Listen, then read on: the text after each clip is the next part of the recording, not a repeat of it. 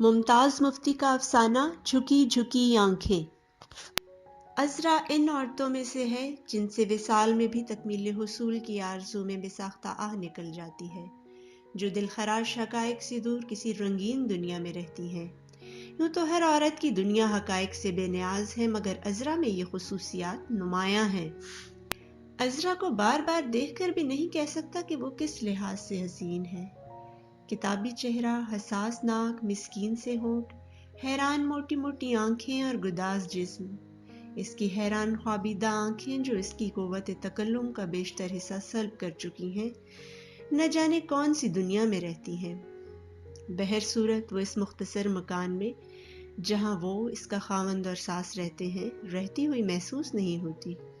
इसकी कमर का वो हल्का खम, जिसकी वजह से इसकी गर्दन जरा बाएं तरफ मुड़ी रहती है, बहुत भला मालूम होता है।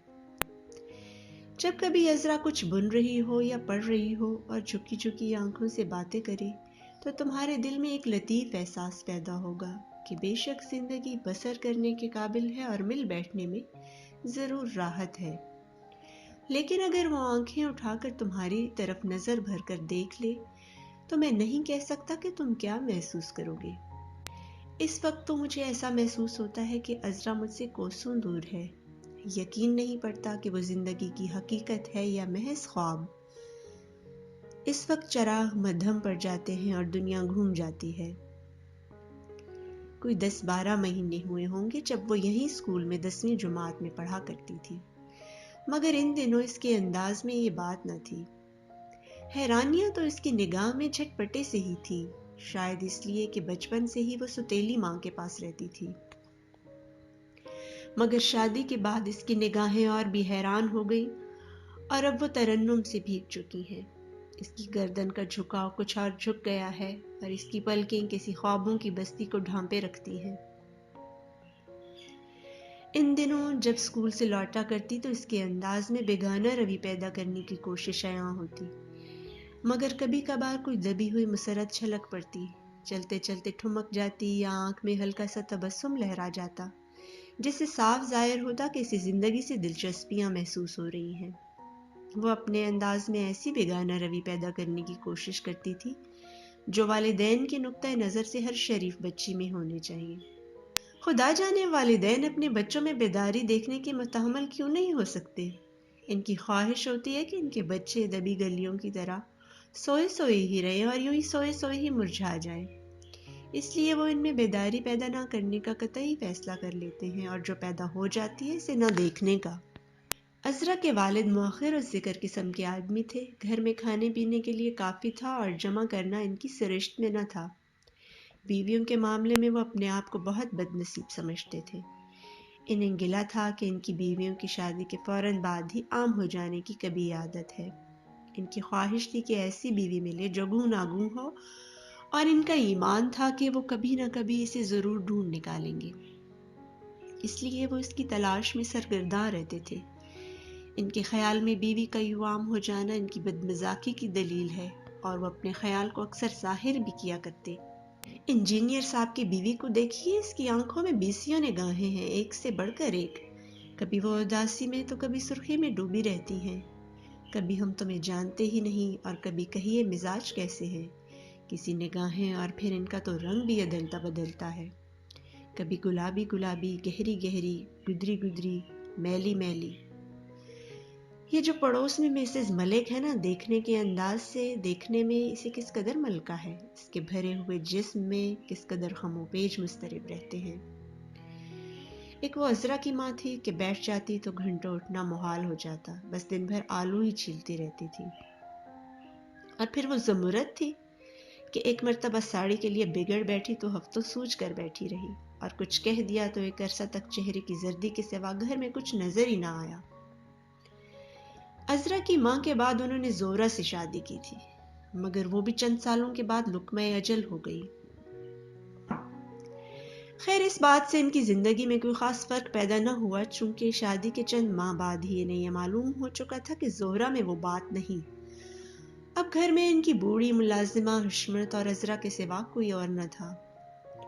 खुद तो वो आमतौर पर बाहर बैठक में बैठे रहते या अंदर आते तो अज़रा को कोई नसीहत के लिए ही कहते। अजरा दुपट्टा संभाल के लो, बेटियों को यूं नंगे सर बैठना जेब नहीं देता। हशमत वो खिड़की क्यों खुली है, बंद करो इसे, देखो तो अजरा बैठी है और गली में लोग आते जाते हैं। अजरा तुम ये मिसेस मलिक वलिक के यहाँ ना जाया करो, लड़कियां अपने घर में बैठी अच्छी लगती हैं। इन नसीहतों के बावजूद उन्होंने कभी आंख भरकर इसकी तरफ ना देखा था। बेटी जवान हो जाए तो जाने क्यों इसे देखना मुश्किल हो जाता है।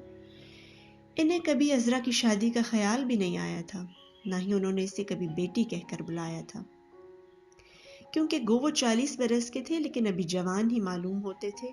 इनके दोस्त और अहबाब इन्हें जीनत महफिल समझते थे। बाहर दीवान खाने में झमघटा रहता और कहकहों से दरो दीवार गूंजते। एक रोज सुबह सवेरे जब अजरा स्कूल जाने की तैयारी कर रही थी और अपना महबूब नीला सूट पहने बाल बना रही थी, तो मामूल के खिलाफ इसके वालिद अंदर आकर खुशमिगी अंदाज में कहने लगे, अजरा आज से तुम स्कूल न जाया करो, बल्कि ज्यादा पढ़ने की जरूरत नहीं। मगर अब्बा जान, अजरा ने अपने आप को झंझोड़ कर पूछा। इसका चेहरा हैरानी और खौफ से बदनुमा हो रहा था। मगर वगर कुछ नहीं। उन्होंने बात काट कर कहा, मैं इम्तिहान देने की ज़रूरत नहीं।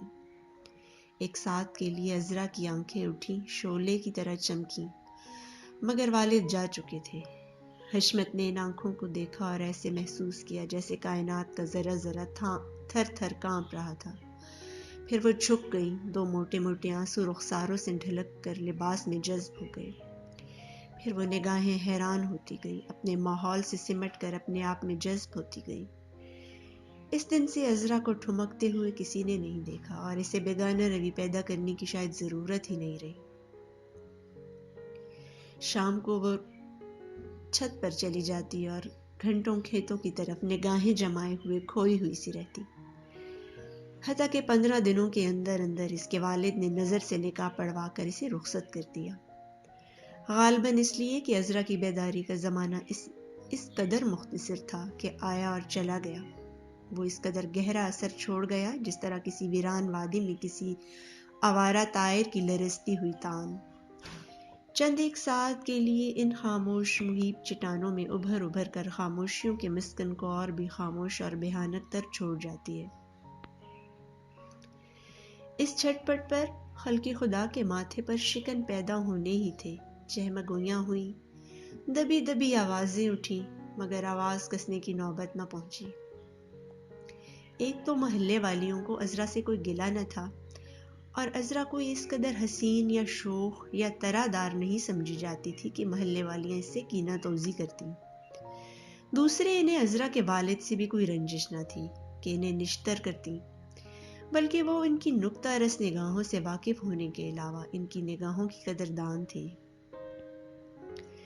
चंद एक, मसलन इंजीनियर की बीवी और मिसेस मलिक, जिन्हें आवाज कसने में मलका था, इनका तो ये गिला था कि ढोल न छमछम, न तांग, न झांग, न तू तू मैं, ये भी क्या शादी हुई। कई एक को तो मुद्दत से अजरा की शादी की तकरीबे सईद का इंतजार था कि शादी हो और मेहमान बनकर जाए। हिना मालीदा हाथ हों, झिलमिलाती हुई साड़ियां हों, काजल, झुमके, बिंदियां चमके, प्लेटों से चूड़ियां बजें, पान बनाए जाएं और इस अफरा तफरी में अचानक कोई आ निकले तो घूंघट निकालना तो क्या, दुपट्टा संभालना भी मुश्किल हो जाए। कोई गुस्ताख लट छटक कर मुंह पर आ गिरे और नाक में दम कर दे, या पतली पतली गोरी गोरी उंगलियां दुपट्टे को संभालने की नाकाम जुस्तजू में उरियां रह जाएं। बारीक तहों से नजरें छिन छिन कर पड़े, सफेद सफेद बाहें घूंघट से निकल कर कुछ दे कुछ ले, यानी ऐसी शादी हो कि नाम रह जाए बल्कि चर्चा हो। आखिर खल्की खुदा ही है और बात बात है जो निकल ही जाती है। किसी ने कहा किसी से आंख लड़ गई होगी, कोई कहने लगी लो अब हंस हंस कर बातें करने लगी थी, कोई कहने लगी सुना है इसके अब्बा ने खत पकड़ लिया, कोई बोली है लो बीबी, वो तो इसके अब्बा ने अपनी आंख से देख लिया, दफ्तर से आ रहे थे, बाग में वो इसे पहलू में लिए बैठा था। तो अब्बा कैसा जमाना है। गर्ज के कई बातें निकली, बल्कि कौन सी बातें थी जो रह गईं, मगर दबी दबी हुई और फिर बात आई गई हो गई। इस बेचारी का यही कसूर था कि इसे स्कूल जाते हुए तांगे में यूं आंखें झुकाए हुए बैठी रहती कि मरमरी बुत का शुबा होता। अगर किसी शोख चश्म के दिल में इस बुत को देखकर एक मुसव्विर पैदा हो जाए और इसे इस बात में महव कर दे तो अजरा का इसमें क्या कसूर। हाँ, स्कूल की वीरान सड़क पर हवा खाने का किसको जी नहीं चाहता। पूरी तफसीलात से मुझे वाकफियत नहीं। हाँ, सलीम का ऊंचा लंबा कद और फराख शाने और इसका अंदाज़े बेनियाजी इस अमर का शाहिद है कि इसे तांग झांक से कोई दिलचस्पी नहीं।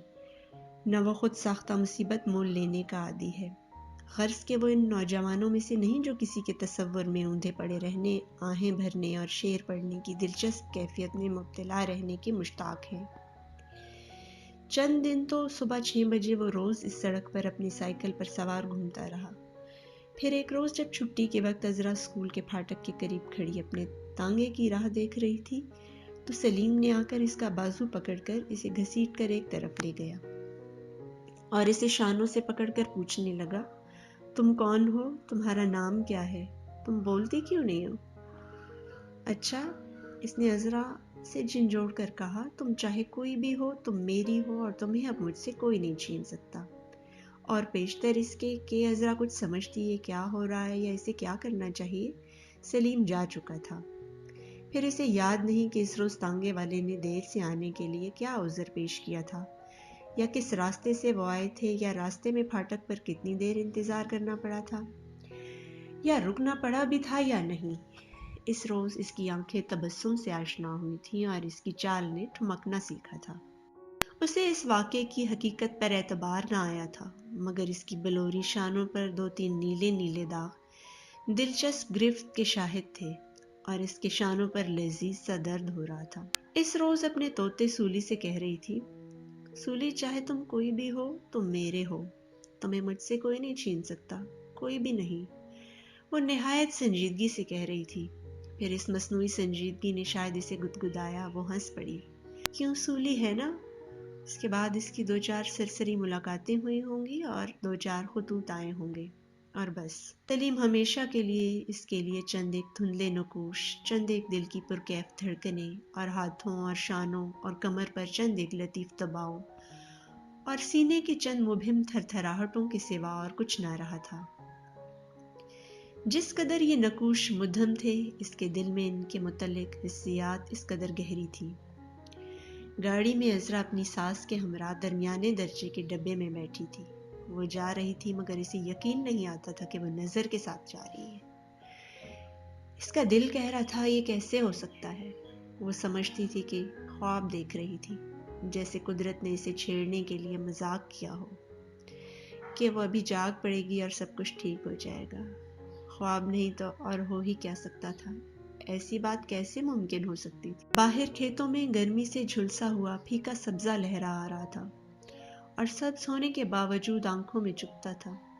इन खेतों के वसी फैलाव में यहाँ वहाँ बिजली के बहुत देवनुमा खंबे गर्द से अटे हुए किसानों में यूं मालूम होते थे जैसे ठिगनों में कोई ग्ल्योर खड़ा हो। सूरज चमक चमक कर थक चुका था और इसकी किरणें जर्द पड़ गई थी।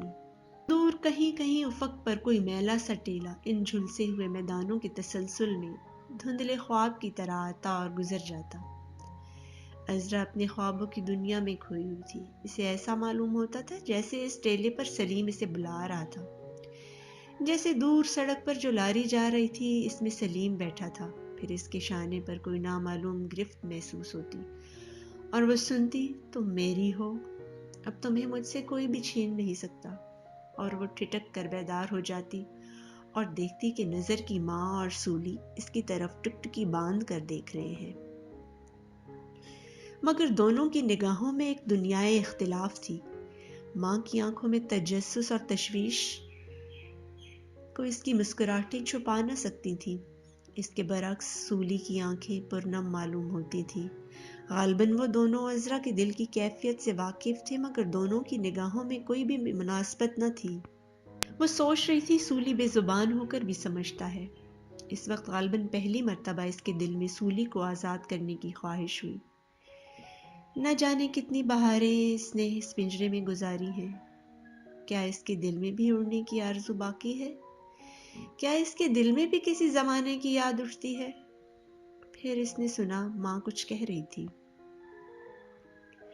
گاڑی اسٹیشن پر کھڑی تھی، ماں پوچھ رہی تھی، عذرا بیٹی نظر پوچھتا ہے کچھ پیو گی؟ عذرا نے کنکھیوں سے دیکھا، کھڑکی میں سے کوئی کھڑا تھا، اسے کنکھیوں سے بھی ادھر دیکھنے کی ہمت نہ پڑتی تھی۔ پھر اس نے ایسے محسوس کیا جیسے کسی نے اس کی شانوں سے پکڑ کر اس کا منہ دوسری طرف پھیر دیا ہو۔ اس نے سنا جیسے میلوں دور کوئی کہہ رہا ہو، نہیں اماں تم کہو تو، دیکھو تو کس قدر گرمی ہے۔ اس بھدی آواز میں کس قدر اداسی تھی۔ ہاں اگر سلیم اس سے پوچھتا، اگر وہ سلیم کے گھر جا رہی ہوتی، مگر سلیم جانے کہاں ہوگا؟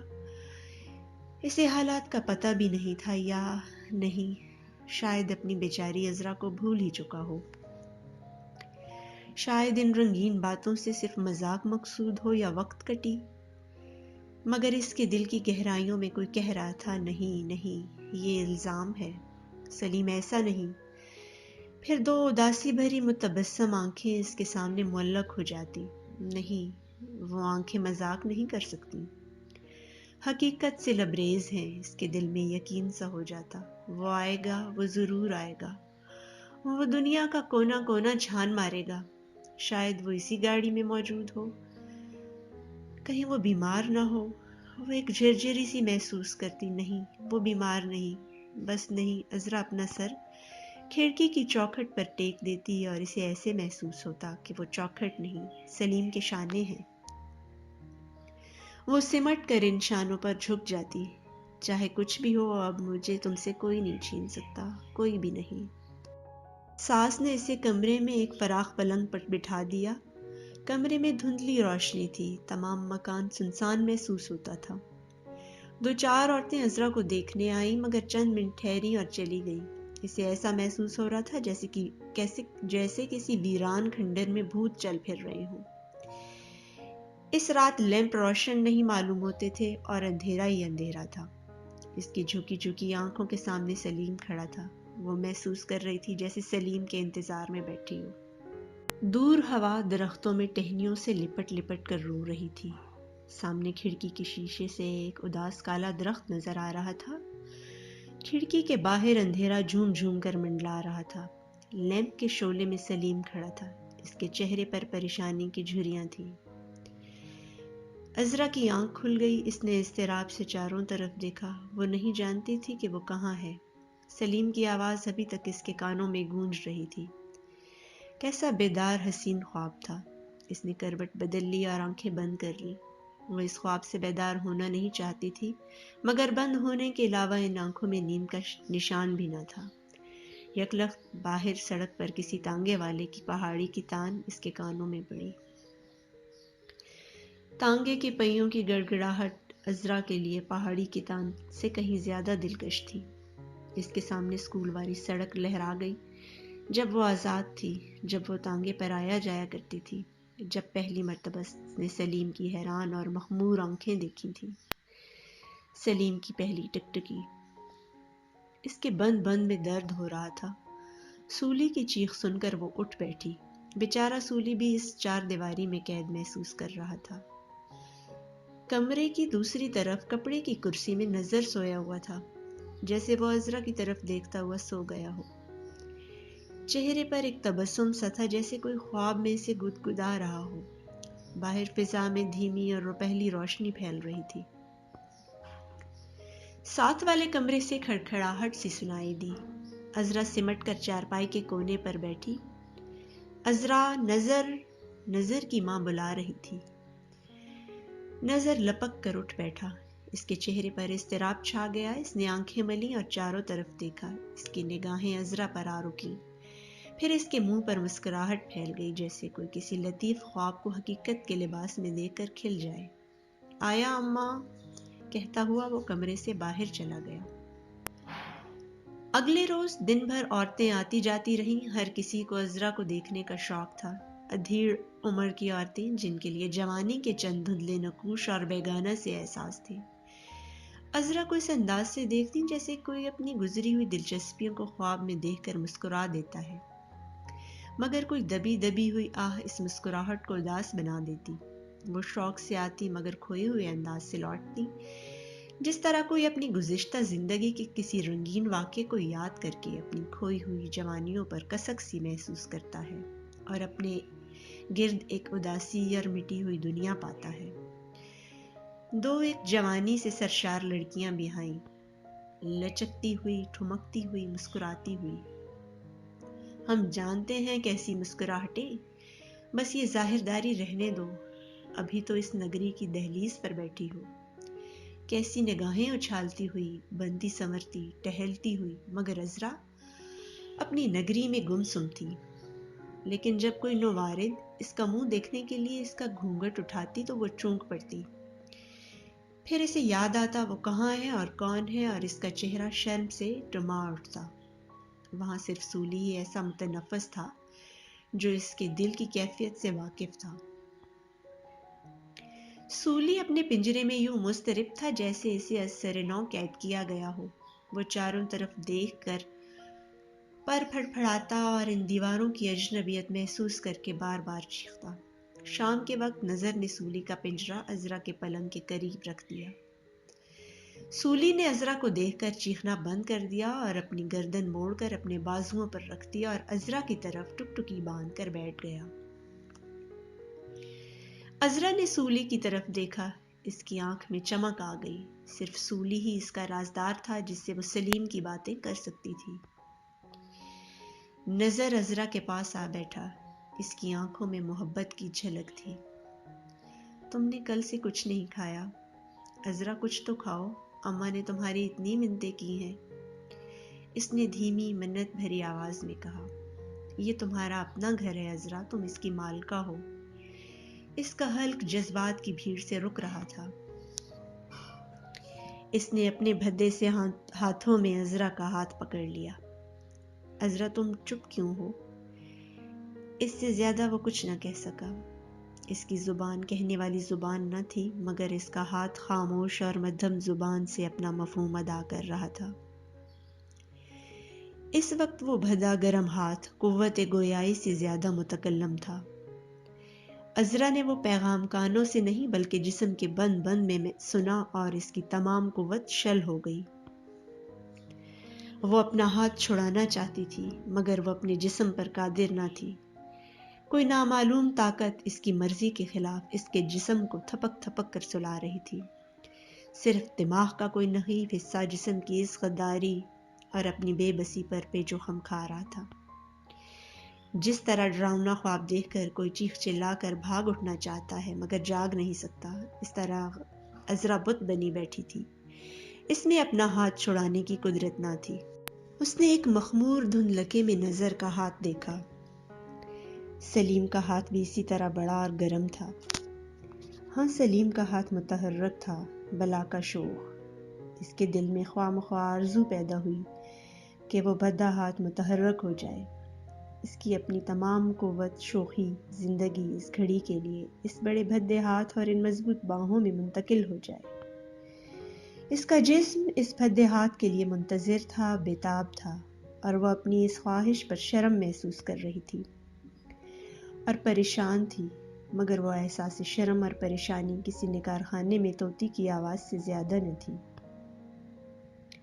اس نے آنکھیں بند کر لیں۔ سلیم کا ہاتھ اس کے جسم سے مس ہو رہا تھا۔ اس کی بند آنکھوں کے سامنے سلیم آ کھڑا ہوا۔ تم ہو سلی، مجھے تم سے کوئی جدا نہیں کر سکتا۔ اس کے شانے جھک گئے، سر جھک گیا اور سلیم کے شانوں پر ٹک گیا۔ سلیم کی دو مضبوط باہیں اس کے گرد آ پڑی، وہ سلیم کے پاس تھی۔ نظر کسی دفتر میں کلرک تھا۔ اس کے والد نظر کے لیے ایک معمولی سا مکان اور چند واجب الادا رقمیں چھوڑ کر مرے تھے۔ وہ عذرا کے والد کے بہت گہرے دوست تھے۔ نظر نے کچھ عرصہ پہلے کہیں اتفاقاً عذرا کو دیکھ لیا تھا اور عذرا کی نیچی نگاہوں اور اس کی لٹکی ہوئی لٹ نے اسے کئی گھنٹے پریشان رکھا، مگر وہ جانتا تھا کہ عذرا کو اپنے خوابوں میں جگہ دینا اپنا شیرازہ ہستی پریشان کرنا ہے۔ مرحوم دوست کے کلاش بیٹے کو کون خاطر میں لاتا ہے؟ جب اس نے اپنی ماں سے سنا کہ عذرا کے والد رضامند ہیں، بلکہ جلد نکاح کرنے پر رضامند ہیں، تو اسے یقین نہ آتا تھا۔ اب بھی وہ کبھی کبھی سمجھتا کہ وہ خواب دیکھ رہا ہے اور وہ بھی جاگ اٹھے گا، اور اسے احساس ہوگا کہ ایک غریب کلرک کو ایسی مدہوش کن خواہشیں ان لامتناہی فائلوں کے سامنے کس قدر مہنگی پڑتی ہیں۔ مگر شاید یہ بھی فطرت کی ستم ظریفی تھی کہ عذرا اب صریحاً اس کی تھی۔ نظر کے لیے عذرا کی آمد مسرت کی ایک ایسی لہر تھی جو ہر غیر متوقع خوشی میں ہم رکاب ہوتی ہے۔ اس کی خواہشات میں جو صرف ضروریات زندگی تک محدود تھیں، ساڑیاں جھلملانے لگیں، پھول مہک اٹھے اور طلائی چوڑیوں کی جھنکار نغمہ زن ہو گئی۔ عذرا کے لیے حسین نازک چیک ہو، عذرا کے لیے قدامد آئینہ ہو، عذرا کے لیے شربتی ریشم ہو۔ عذرا اس کی خواہشات میں بھنور بن کر آئی تھی۔ اس نے ایک چھوٹا سا پرانا ٹائپ رائٹر خرید لیا تاکہ فرصت کے وقت ٹائپ کر کے اپنی آمدن بڑھائے۔ یہ سب کچھ اس کے دل کی گہرائیوں میں ہوا اور کسی کو معلوم نہ ہوا کہ ان گہرائیوں میں کیا ہو رہا ہے، اور اس کی خاموشی حسرت بھری تشویش ہے۔ عذرا کو پہلی مرتبہ ساڑی میں دیکھ کر نظر کی آنکھوں میں ایک مخمور چمک آ گئی۔ بوڑھی ماں نے جھکی ہوئی آنکھوں سے بیٹے کے تبسم کو محسوس کیا۔ اسے ایسا محسوس ہوا جیسے غسل خانے میں یا کسی اور جگہ کوئی ضروری کام بلا رہا ہو۔ اس کی آنکھوں نے چاروں طرف دیکھا، پھر وہ نظر کی جرابوں میں آن ٹھہری۔ بیٹا یہ جرابیں مجھے دے دو، اس نے کہا۔ دیکھو کیسی میلی ہو رہی ہیں، لاؤ میں انہیں دھو دوں۔ نظر نے چونک کر اپنی نگاہوں کو عذرا کی نیلی ساڑی سے چھڑاتے ہوئے کہا، نہیں اماں یہ تو اچھی بلی ہیں، پرسوں ہی تو پہنی تھی۔ نہیں بیٹا نہیں، ماں نے اصرار سے کہا، کیا حرج ہے۔ جرابیں لے کر ماں چلی گئی۔ کچھ دور تک نظر اس کو جاتے ہوئے دیکھتا رہا، پھر عذرا کی طرف مڑ کر اس نے مسکراتے ہوئے کہا، عذرا یہ نیلی ساڑی تمہیں بہت زیب دیتی ہے، میری طرف دیکھو عذرا۔ نظر نے اپنے ہاتھ سے عذرا کا منہ اپنی طرف پھیر دیا۔ عذرا نے آنکھیں جھکا لی۔ ہاں اس کے دل کا کوئی حصہ کہہ رہا تھا، ان کو بھی نیلی پوشاک بہت پسند تھی۔ اس روز پارک میں کس شوق سے دیکھ رہے تھے، کس قدر پیار بھری نگاہیں تھی، کس قدر پیاری آواز تھی۔ عذرا تمہیں نیلا لباس کس قدر زیب دیتا ہے، اور کس پیار اور منت سے انہوں نے مجھ سے وعدہ لیا تھا۔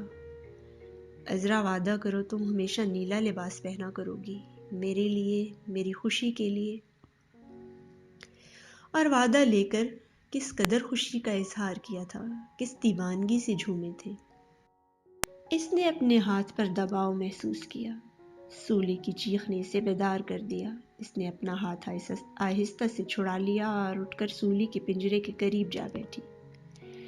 وہ سولی سے باتیں کرنا چاہتی تھی، پوچھنا چاہتی تھی، تم میرے ہو نا سولی؟ وہ محسوس کر رہی تھی کہ صرف سولی ہی ایسی ہستی ہے جس سے بات کرنے کے لیے بولنے کی ضرورت نہیں۔ انہیں نیلا رنگ پسند تھا نا سولی، وہ مجھے نیلی کہا کرتے تھے، تم جانتے ہو نا۔ اس میں ان کے ہاتھوں کی بو ہے، ان کے پیار کی سلوٹیں ہیں، اور ان پھولوں کا رس ہے جو وہ میرے لیے توڑ کر لایا کرتے تھے۔ کیوں سولی تم جانتے ہو نا، مگر تم نہیں جانتے، تم نے انہیں کبھی نہیں دیکھا، تم صرف سمجھتے ہو۔ اور سولی، ان کے نچلے ہاتھ، بڑے بڑے پیارے پیارے بے تکلف ہاتھ، اور چھیڑ دینے والی شوخ باہیں، اس کے کندھوں کے گزشتہ دباؤ تازہ ہو رہے تھے۔ وہ اٹھ بیٹھی اور اندر جا کر چارپائی پر لیٹ گئی۔ اس کی نیمواں آنکھوں نے اس مختصر کمرے کو اپنے دامن سے جھٹک۔ یوں ہی دن گزر گئے، راتیں گزر گئیں، مہینے گزر گئے۔ یوں تو عذرا کو رہنے کے لیے یہ مکان کافی تھا، مگر اس کی نیمواں آنکھوں کو وہ چار دیواری قید نہ کر سکی، یا شاید اس چار دیواری کی وجہ سے ہی وہ آنکھیں دوربین ہو گئیں۔ وہ اپنے دل کی دنیا ان پر نیچی نگاہوں کی جھکی ہوئی مژگاں پر اٹھائے پھرتی، اور شاید جھکی ہوئی ہونے کی وجہ سے ہی ان نگاہوں نے نظر کی دنیا بدل ڈالی۔ گو نظر ان کھوئی کھوئی نگاہوں کو دیکھ کر جیتا تھا۔ کبھی کبھی ان نگاہوں کی وسعتوں کو محسوس کر کے اسے ڈر محسوس ہوتا تھا، مگر شاید وہ ہلکا ڈر ان نگاہوں کو نظر کے لیے اور بھی جاذب بنا رہا تھا۔ عذرا جب کبھی اپنے دل کی دنیا سے چونک پڑتی اور دیکھتی کہ نظر اس کی طرف ٹکٹکی باندھ کر دیکھ رہا ہے تو وہ آنکھوں کو جھکا لیتی۔ وہ ایک تبسم نظر کے لیے پیام حیات بن جاتا۔ وہ اس حیا سے لبریز تبسم کے لیے اپنی زندگی، اپنا آپ سبھی کچھ دینے کے لیے تیار تھا۔ پھر اس کی نظر نیلی ساڑی پر پڑ جاتی اور وہ محسوس کرتا وہ دن بدن پہننے کے قابل نہیں رہی، اس میں وہ چمک نہیں رہی تھی۔ وہ سوچتا تھا دیکھو کتنی جگہوں سے پھٹ رہی ہے، بسیدہ ہو چکی ہے، چمک نہیں، پھر بھی عذرا اسے میرے لیے پہنے پھرتی ہے، اس لیے کہ میں اسے نیلی ساڑی میں دیکھ کر خوش ہوتا ہوں، صرف میری خوشی کے لیے۔ حالانکہ اس کے پاس سرخ ساڑی بھی تو ہے، بلکہ سرخ ساڑی تو اور بھی قیمتی اور پیاری ہے۔ وہ عورت جس کو خاوند کی خوشی زیبائش سے زیادہ عزیز ہوتی ہے، ہندوستانی عورتیں دیویاں ہوتی ہیں، مگر یہ ساڑی تو بس اب پہننے کے قابل نہیں۔ گووندا رام کہہ رہا تھا ایسی ساڑی 40 روپے کی ملے گی۔ 40 روپے! ساڑی بھی کس قدر مہنگی پڑتی ہے، اس کے منہ سے بے ساختہ آہ نکل جاتی، اور پھر وہ کمر جھکا کر اپنے ٹائپ رائٹر کے سامنے بیٹھتا۔ اس کے صبح و شام 40 روپے کی آرزو میں بسر ہو رہے تھے۔ وہ سوچتا تھا جب 40 روپے لے کر وہ ساڑی لائے گا، عذرا دیکھے گی، خوشی بھری، تعجب بھری، محبت بھری نگاہ۔ اس لمحہ کی نگاہ حاصل کرنے کے لیے وہ عمر بھر محنت کرنے کے لیے تیار تھا۔ عذرا اس کے پاس بیٹھی رہتی تھی، مگر اس نے کبھی آنکھ اٹھا کر بھی نظر کو نہ دیکھا تھا، بلکہ وہ نظر کے وجود یا موجودگی کے احساس سے قطعی بیگانہ تھی۔ وہ اس کے چہرے کی بناوٹ سے بھی اچھی طرح واقف نہ تھی، صرف اس کی پیشانی اور دانت دیکھتی، باقی خد و خال کو اپنی نگاہوں میں اٹکنے نہ دیتی۔ شاید اس لیے کہ نظر کی پیشانی اور دانتوں میں کچھ سلیم کی سی جھلک تھی۔ وہ دونوں اکثر ایک دوسرے کے پاس بیٹھے رہتے، مگر پاس بیٹھنے کے باوجود وہ ایک دوسرے سے کوسوں دور تھے۔ دن بھر وہ سولی سے باتیں کرتی رہتی، اور پھر سلیم کے پاس پہنچنے کے لیے اسے صرف آنکھیں جھکانے کی ضرورت۔ ایک روز دوپہر کے وقت عذرا ماں کے پاس بیٹھی کچھ بن رہی تھی، کوئی اجنبی عورت آ کر ادھر ادھر کی باتیں کرتی رہی۔ پھر جب ماں نماز پڑھنے کے لیے گئی تو اس عورت نے عذرا کا ہاتھ پکڑ کر اس میں لپٹا ہوا کاغذ کا گولا رکھ دیا اور اس کی مٹھی بند کر دی۔ اس نے دبی ہوئی آواز سے کہا، یہ انہوں نے دیا ہے، وہ یہاں آئے ہوئے ہیں۔ پہلے تو عذرا حیرانی سے اس کے منہ کی طرف دیکھتی رہی، پھر اس نے اپنی بند مٹھی کھول کر دیکھا، اس کے ہاتھ میں ایک مڑا توڑا لفافہ تھا۔ اس نے لفافے کو غور سے دیکھا، اس کی سمجھ میں نہ آتا تھا کہ کون آئے ہوئے ہیں اور وہ بڑھیا کون تھی۔ اس کی طبیعت میں تشویش اور ڈر پیدا ہو گیا، مگر وہ عورت جا چکی تھی۔ غالباً وہ اپنے خیالی سلیم سے اس قدر مانوس ہو چکی تھی اور اپنی دنیائے تصور میں اس قدر کھو چکی تھی کہ اسے کسی جیتے جاگتے سلیم کا انتظار نہ رہا تھا، خیال تک بھی نہ رہا تھا۔ شاید اگر سلیم بذات خود اس وقت اس کے سامنے موجود ہوتا تو اسے بیگانہ محسوس ہوتا۔ بہرصورت اس کی سمجھ میں نہ آیا کہ لفافہ کس کا تھا۔ اس کے دل میں لفافے کو کھولنے کی ہمت نہ پڑی تھی اور وہ سخت پریشانی محسوس کر رہی تھی۔ اس نے اس کاغذ کے گولے کو پھر سے اپنی مٹھی میں دبا لیا، اٹھ بیٹھی، اندر چلی گئی، پھر باورچی خانے میں گئی، صحن میں آئی۔ اسے معلوم نہ تھا وہ کہاں جا رہی ہے اور کس لیے یہاں وہاں گھوم رہی ہے۔ جس طرح طوفان آنے سے پہلے کسی ویران ساحل پر کسی نامعلوم آنے والے کو ڈر محسوس کرتے ہوئے پرندے کالی اداس چٹانوں پر دیوانہ وار منڈلاتے ہیں، وہ چاہتی تھی مٹھی میں اس کاغذ کے گولے کو بھینچ بھینچ کر ناپید کر دے اور اپنی دنیا کو محفوظ کر لے۔ کمرہ گھوم رہا تھا، اس نے اپنے آپ کو اپنے ٹرنک کے اوپر بیٹھے پایا۔ ٹرنک کھلا تھا، وہ لپٹا ہوا لفافہ اس کی گود میں تھا۔ اس نے کھوئے انداز میں اسے پھاڑ کر کھولا، اس کی آنکھوں تلے الفاظ ناچ رہے تھے، دل دھڑک رہا تھا، نگاہیں تیزی سے لفظوں پر سے پھسل رہی تھیں، جیسے وہ مضمون کے سحر سے بچنا چاہتی ہو۔ اس نے صرف یہی سمجھا کہ وہ آئے ہوئے ہیں اور اس کو ساتھ لے جانے پر مصر ہیں۔ اس کے انداز سے ایسا معلوم ہو رہا تھا جیسے وہ زبان حال سے کہہ رہی ہو، بس مجھے اسی کا ڈر تھا اور یہی ہو کر رہا۔ وہ بھاگی پھر رہی تھی، مگر خط کا مضمون اس کا پیچھا کر رہا تھا اور بوند بوند اس کے دل کی گہرائیوں میں ٹپک رہا تھا، اس پر غلبہ پا رہا تھا۔ وہ پلنگ پر لیٹ گئی اور ایک ایک سطر اس کے سامنے ناچ گئی۔ جان، چلیں جان۔ اس کا دل کانپ اٹھا، دماغ میں خلاصہ پھیل گیا، ماحول میں کوئی مفہوم نہ رہا۔ اس وقت کائنات اس کے لیے ایک بے معنی پھیلاؤ تھی۔ رات کو وہ چیخ مار کر اٹھ بیٹھی۔ اس رات سلیم کے بجائے کئی اور خوفناک شکلیں اس کے خوابوں میں گھس آئی تھیں، بھدے بھدے ہاتھوں اور سفید سفید دانتوں والی ڈراؤنی شکلیں۔ نظر کرسی پر بیٹھا ہوا تھا۔ اس نے دونوں ہاتھوں سے عذرا کو تھام لیا۔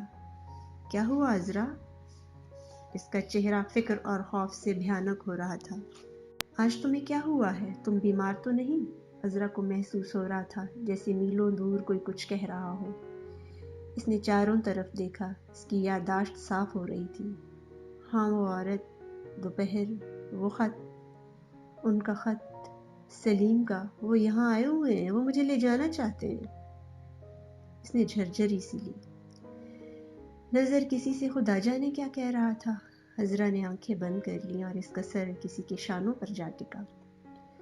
آج پہلے دن عذرا کا سر سلیم کے شانوں پر نہ تھا، جانے تکیے پر تھا یا پتھر پر، مگر نظر کے شانوں پر عذرا کا سر تھا اور عذرا کے بالوں کی دھیمی دھیمی خوشبو نظر کو فکر مند اور پریشان کر رہی تھی۔ عذرا کا دل کئی ایک خواہشات میں جھول رہا تھا۔ چھوٹی چھوٹی خواہشات ایک دوسرے سے جھگڑ رہی تھیں۔ ایک حصہ سولی کی شکل میں کہہ رہا تھا، تم ان کی ہو عذرا، اور اب ان سے تم کو کوئی نہیں چھین سکتا۔ فراخ پیشانی اور سفید سفید دانت کہہ رہے تھے، عذرا تم بیمار تو نہیں؟ تمہیں کیا ہے عذرا؟ دو بھدے ہاتھ کہہ رہے تھے، تم آنکھیں جھکا لو عذرا، تمہاری دنیا تو تمہارے پاس ہے۔ سامنے سلیم کھڑا تھا، وہ کہکا مار کر ہنس رہا تھا، ڈراؤنی ہنسی، پیاری ہنسی۔ شام کو وہ سولی سے کہہ رہی تھی، سولی تم اکیلے رہ سکو گے؟ اگر میں چلی جاؤں تو مجھے یاد کرو گے؟ مجھے برا تو نہیں کہو گے سولی؟ کیا میں ان کے ساتھ چلی جاؤں؟ وہ آج رات کو 2 بجے شیشم کے درخت کے نیچے آئیں گے، وہ درخت جو میرے کمرے کی کھڑکی کے باہر دکھائی دیتا ہے۔ کیوں سولی، میں ان کے ساتھ چلی جاؤں؟ دنیا کیا کہے گی؟ ابا جان کیا کہیں گی؟ سولی تم تو جانتے ہو، تم تو سمجھتے ہو نا۔ شام کو اس نے نیلی ساڑی لپیٹ کر ایک پارسل بنا لیا اور اسے میز پر رکھ دیا۔ اس کا دل ہلکا درد محسوس کر رہا تھا۔ پھر وہ جلد ہی اپنے کمرے میں جا لیٹی۔ اس روز وہ سوچنا نہیں چاہتی تھی، وہ سوچنے سے ڈر رہی تھی۔ اس نے ایک پرانا رسالہ اٹھا لیا، پڑھنے کی کوشش کی، مگر الفاظ اس کی آنکھوں تلے ناچ رہے تھے۔ صفحات کبھی سفید ہو جاتے اور کبھی الفاظ ایک دوسرے سے ٹکرا کر گھوم جاتے۔ اس نے باہر پاؤں کی چاپ سنی۔ اس روز اس کی قوت سامعہ بہت تیز ہو رہی تھی۔ اس نے نظر کی ماں کو کمرے میں جاتے ہوئے سنا۔ اس کے پاؤں کی آہٹ بتا رہی تھی کہ نظر کی طبیعت ٹھیک نہیں۔ عذرا کھڑکی کے سامنے بیٹھی تھی، کھڑکی باہر سڑک پر کھلتی تھی۔ اس کی نظر بار بار کھڑکی سے باہر درخت پر جا جمتی۔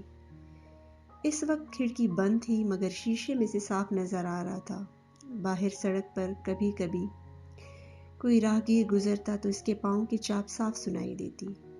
شیشم کا درخت متانت سے کھڑا تھا۔ عذرا یوں محسوس کر رہی تھی جیسے وہ درخت اس کے راز سے واقف ہو۔ صحن والی کھڑکی میں سولی کا پنجرہ تھا۔ سولی 2 روز سے خاموش بیٹھا تھا۔ اس نے باتیں کرنی چھوڑ دی تھی۔ ایسا معلوم ہو رہا تھا جیسے سولی دنیا سے بیزار رہ چکا ہو۔ پھر عذرا کی نگاہ میز پر پڑی۔ نیلی ساڑی والے پارسل کو دیکھ کر عذرا لپک کر اٹھی۔ اس نے پارسل اٹھایا۔ وہ سوچ رہی تھی کہ اسے کہاں رکھا جائے۔ دروازے کے قریب جا کر اس نے سنا ماں بیٹا باتیں کر رہے تھے۔ تم نے تو اپنا آپ تباہ کر لیا، صبح شام کام، دن رات کام، ہر وقت کی ٹک ٹک، ایک ساڑی کے لیے اپنا آپ حلال کر رکھا ہے۔ نہیں اماں، یہ نہ کہو۔ نظر بار بار کھانس رہا تھا۔ جب سے وہ آئی ہے ہم نے اس کو دیا ہی کیا ہے؟ مگر اماں وہ ایسی اچھی ہے کہ کبھی گلہ تک نہیں کیا۔ میں اسے دے ہی کیا سکتا ہوں، تنخواہ میں بمشکل گزارا ہوتا ہے۔ مگر بیٹا اس کے پاس اور بھی تو ساڑیاں ہیں، وہ کیوں نہیں پہن لیتی؟ پھر وہ نیلی ساڑی کے لیے ہی اس قدر بیتاب ہے؟ میں تو نہیں سمجھتی، ہمارے زمانے میں۔ اماں تم بھولتی ہو، اس نے تو مجھے نہیں کہا، مجھے تو یہ معمولی بخار ہے، تم فکر نہ کرو۔ نظر آیا اور آتے ہی لیٹ گیا۔ اسے تیز بخار تھا۔ عذرا کھڑکی کے سامنے چپ چاپ بیٹھی تھی۔ اس کی خاموشی کسی گہری دلی کشمکش کی چغلی کھا رہی تھی۔ اس کے بھنجے ہوئے ہونٹ کسی چھپے ہوئے ہنگامے کا حال کہہ رہے تھے۔ تم سو جاؤ عذرا، نظر نے دھیمی آواز میں کہا۔ تم کیوں میرے لیے بے آرام ہو رہی ہو؟ میری فکر نہ کرو، میں بالکل ٹھیک ہوں۔ وہ بخار کی شدت میں کچھ کہہ رہا تھا جو اس نے کبھی نہ کہہ سکا تھا، اس لیے ہاتھ میں عذرا کا ہاتھ پکڑ لیا۔ تم نہ ہوتی عذرا تو میری زندگی میں یہ بات نہ ہوتی۔ تم میری زندگی ہو، میں کتنا خوش نصیب ہوں، تمہیں دیکھ کر مجھے کوئی دکھ نہیں رہتا۔ اس نے اضطراب سے 2-1 کروٹیں بدلی، پھر وہ عذرا کے پاؤں کے قریب ہو گیا۔ اس قرب پر وہ خوشی محسوس کر رہا تھا، جیسے کوئی بچہ بڑے پیار سے کھلونے سے کھیلتا ہے۔ عذرا بت بنی بیٹھی تھی۔